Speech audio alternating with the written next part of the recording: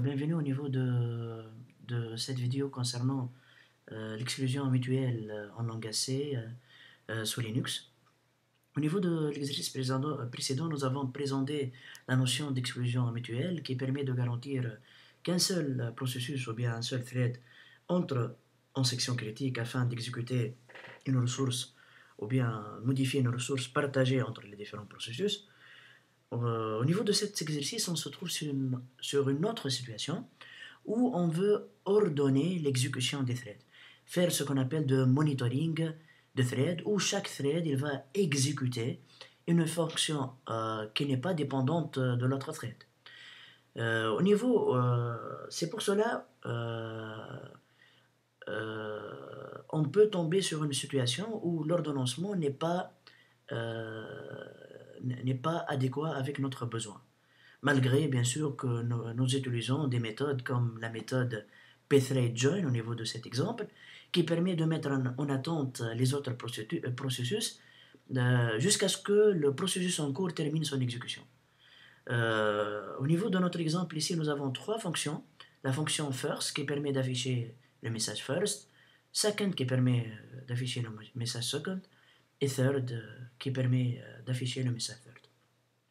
Nous avons trois processus que nous avons créés à travers la fonction pthread-create et nous n'allons pas passer aucune information pour cette fonction, pour les trois fonctions, mais vous voyez ici que nous avons pthread-join et qui ne va pas ordonner. Normalement, lorsque nous voyons ça, nous disons que T1, il va s'exécuter en premier lieu, ensuite T2, T3, mais lorsqu'on exécute, on n'aura pas ce rendu.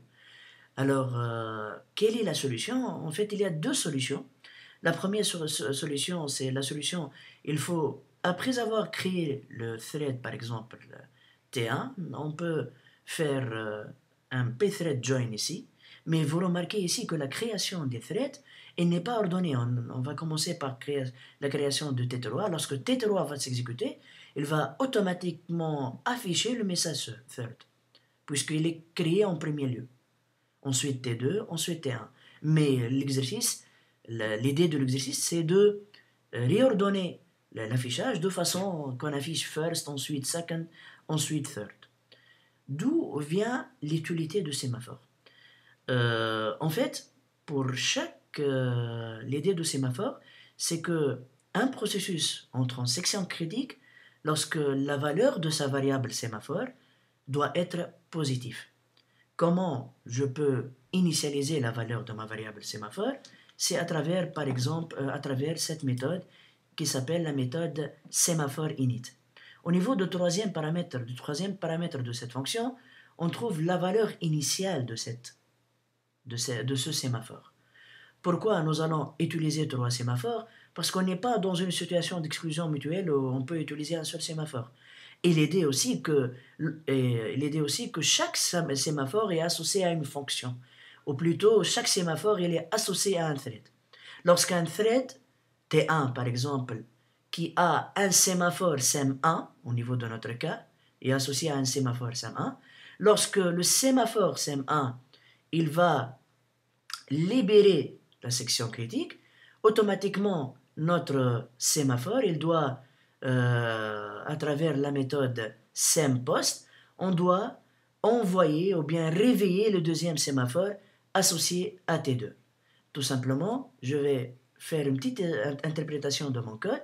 Tout d'abord, on a trois threads comme convenu. On a, par exemple, on a trois sémaphores, le sémaphore SEM1, SEM2, SEM3. Vous vous rappelez que chaque sémaphore au niveau de ma philosophie, est associé à une fonction, à un thread, lorsque ce thread, il doit s'exécuter, il doit lancer sa méthode ou bien sa fonction, il faut que la valeur de son sémaphore, il doit être supérieure ou égale à 0, c'est-à-dire une valeur positive.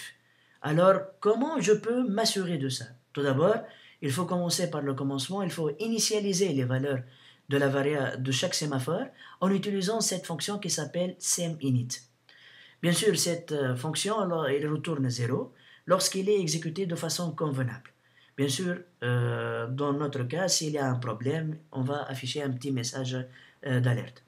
Alors, c'est pour cela, au niveau de mon fonction main, j'ai initialisé les sémaphores. Le premier sémaphore, SEM1 avec la valeur 2. Je vais choisir plutôt la valeur 1.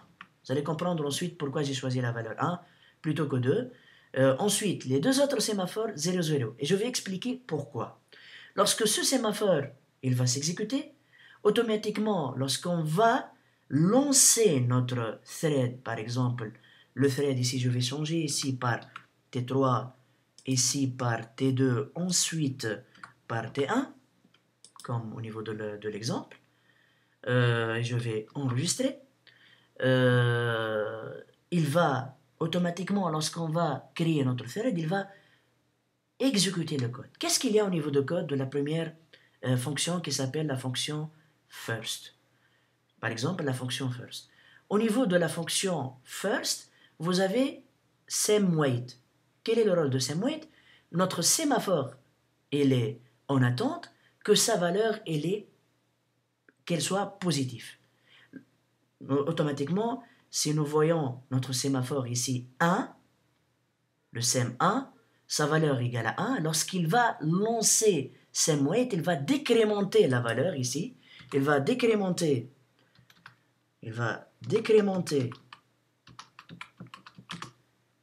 la valeur de SEM1, il deviendra égal à 0. Alors, ça c'est une valeur acceptable pour le sémaphore. Voyons maintenant le T3 et le T2. Pour le T2, j'ai la valeur 0. Alors lorsqu'il va exécuter sa fonction, il va entrer au niveau de code de second. Ensuite, il va lancer semWait. La valeur de SEM2 sera une valeur négative. Pourquoi? Parce que la valeur d'entrée, d'initialisation, c'est la valeur 0. Alors, il deviendra égal à moins 1. Alors, notre sémaphore SEM2, il va bloquer l'exécution de la fonction second. Alors, il ne sera pas exécuté. De la même manière, pour le troisième thread, sa valeur d'initialisation est égale à 0. Alors, lorsqu'on va lancer semWait avec la valeur du sémaphore numéro 3, la valeur devient égale à moins 1.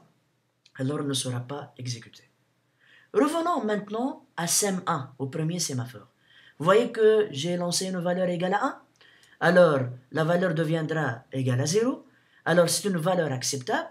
Alors, le sémaphore ne va pas bloquer l'entrée à la section critique.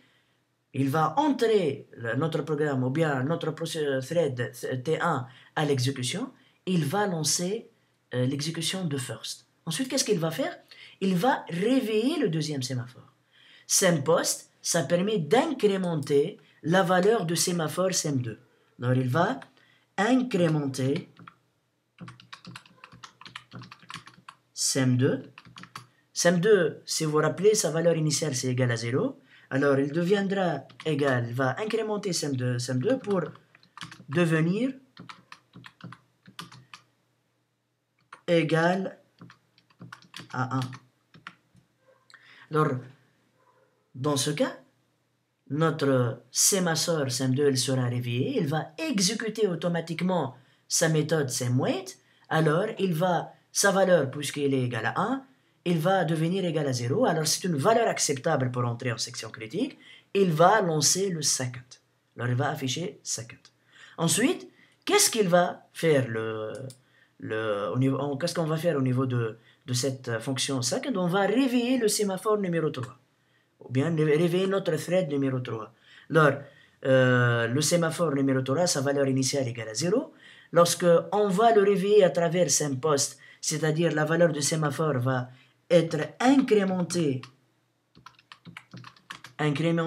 SEM3 pour devenir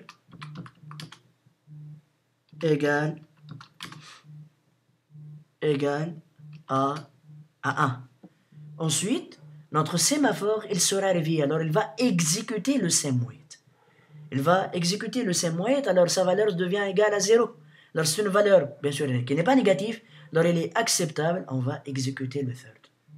Et vous voyez comment, à travers notre sémaphore, on a pu, à travers les 3 sémaphores, on a pu faire l'ordonnancement de notre des 3 threads. Si vous voulez, on peut faire l'exécution, on peut tester ici en utilisant cette commande gcc pthread stereo sémaphore, sémaphore.c. Ensuite, je vais exécuter mon sémaphore et vous voyez, l'exécution elle est convenable. Nous avons first, ensuite second, ensuite third. Si nous exécutons de notre fois, vous voyez que l'exécution ça marche parfaitement. C'est d'où l'utilité de sémaphore au niveau de l'ordonnancement des threads. Merci pour votre attention.